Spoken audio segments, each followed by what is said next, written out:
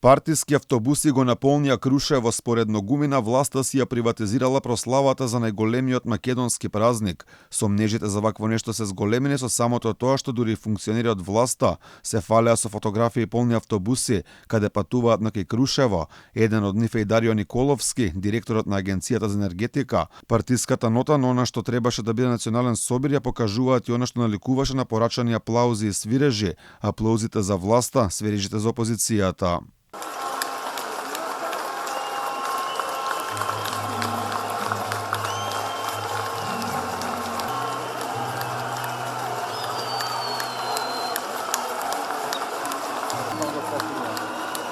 Да го снимат говорот, да го снимат неговачевски говорот.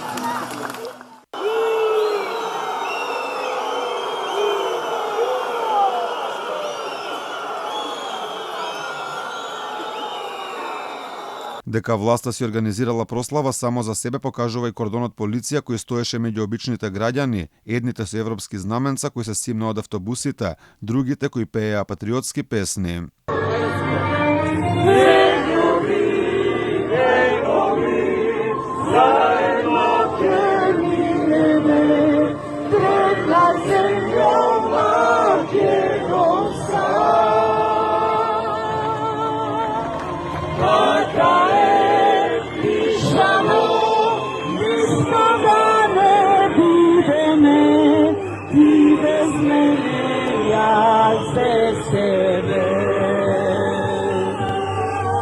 За партиска прослава обвини опозицијата директно од Мечкин Камен, поради што одлучија да не учествуваат на овој, како што го нарекоа, партиски хепенинг на Ковачевски.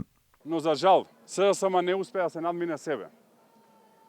Донесоа тука исклучиво партиски активисти, кои што од рано утрото од 5 часот ги носат со автобуси, со наредба да ја расипат манифестацијата.